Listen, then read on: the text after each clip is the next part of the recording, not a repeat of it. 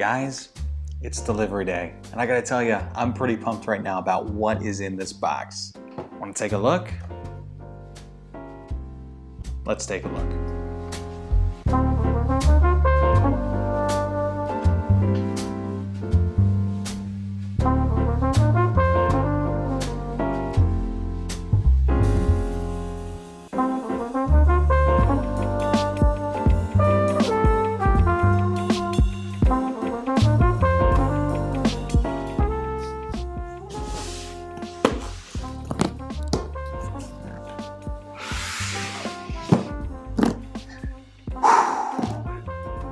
All right, ready to dig in? What is it? Oh, I already know what it is, but just for your sake. I need a knife. I'll be right back. All right, so my wife actually bought me this knife. Hey, babe. Let's see how it cuts.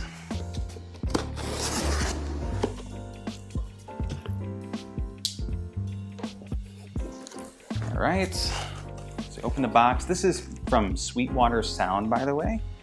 Love Sweetwater Sound. I actually used to work for Sweetwater Sound. Fun fact. Great company. I still shop with them because they're so great. And they always give you a little candy, which is pretty cool. Laffy Taffy. They always give you a bit of honey. I don't know what that's about, but anyways, eat that later. Let's get this bubble wrap out of here. All right, you guys ready to see what's inside? Okay, first we have, you see that? Podmic. All right, got two of these guys. I'm gonna do a lot of testing with these, but I wanna go ahead and just kind of run them through the ringer as far as different capabilities, what they can do in podcasts, but also in instrument recording and a bunch of other stuff. So this is gonna be super cool. That's the first thing, and actually, how can you run a podcast without two of them? They're $99. I'll link that below so you can kind of see what I'm talking about, but 99 bucks each. Crazy, crazy cool mics. And here is what I wanted to show you. That. The Rodecaster Pro. So I actually used the Rodecaster a little bit, but I haven't been using it with my own settings and preferences and things like that. But what do you get? So you got this nice little sheath here, and what Rode always does is kind of gives you a lot of instructions on the back, which is super cool.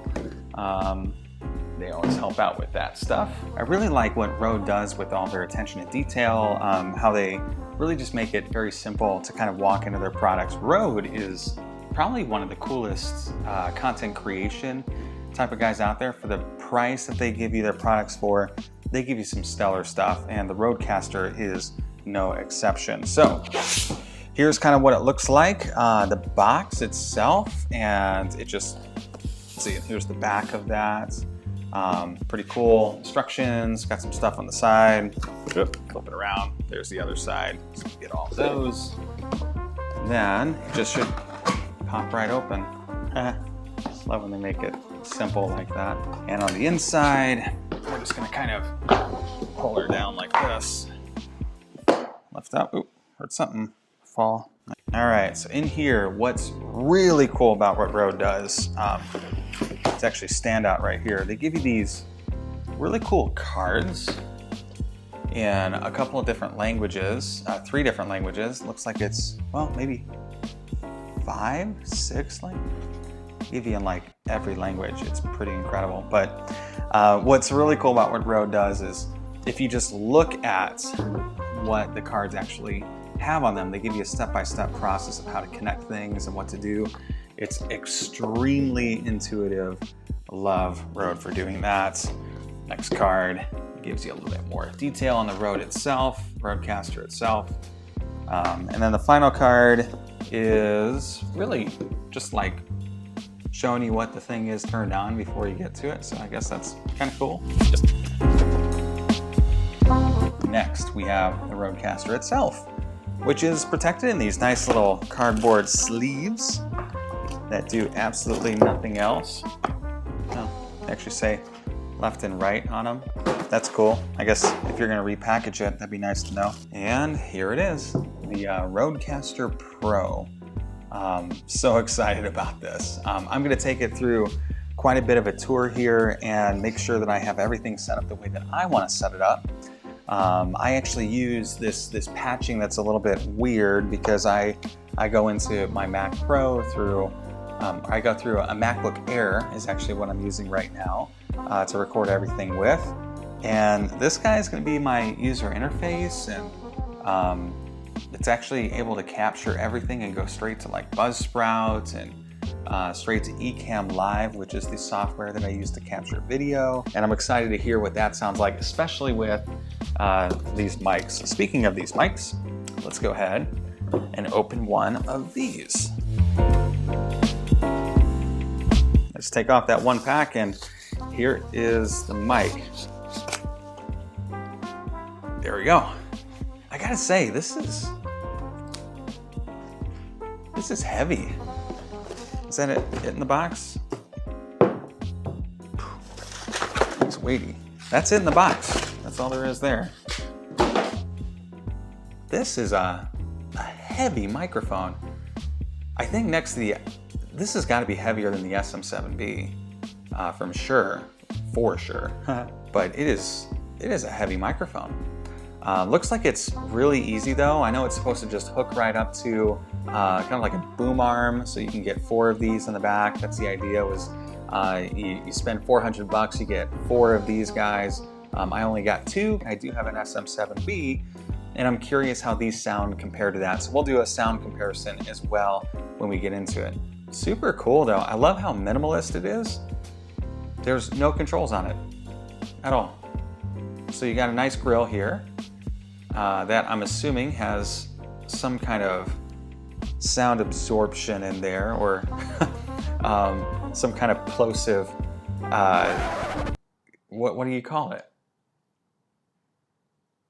I'm assuming it's got something to help out with plosives, but then you also right back here, you've got simple XLR that connects you and you're done. Last thing that I did notice that I threw down was this little guy from the Podmic packaging. So I got 2 of those guys. They're unboxed there.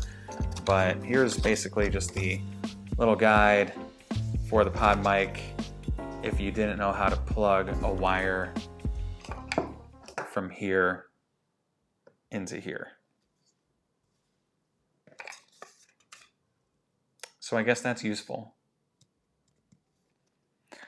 All right, and the last thing that we're going to take a look at here is this little white box. So this should have all of our accessories for the Rodecaster, making sure that we have everything in here.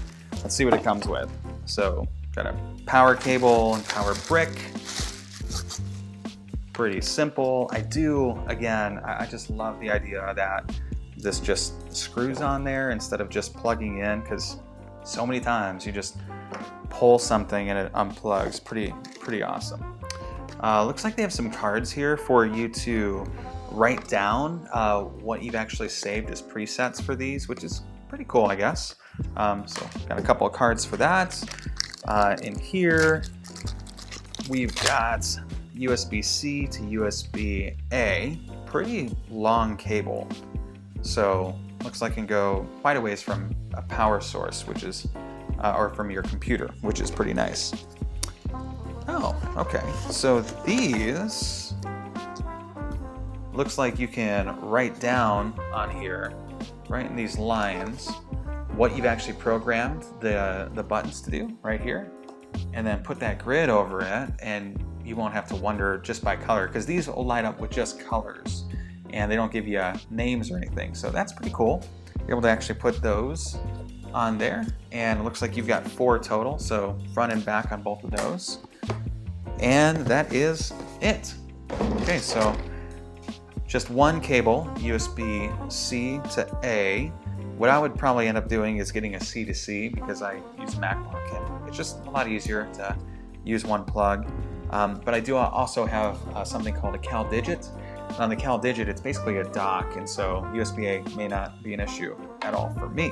So I'm so excited to test these things out and to just share with you the results that I get from them, and to have more conversations with you.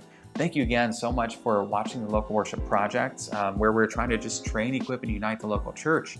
I'm really excited to just get to know who you are. And so if you would, if this was enjoyable for you, could you just think about liking, subscribing, and sharing this with some other people?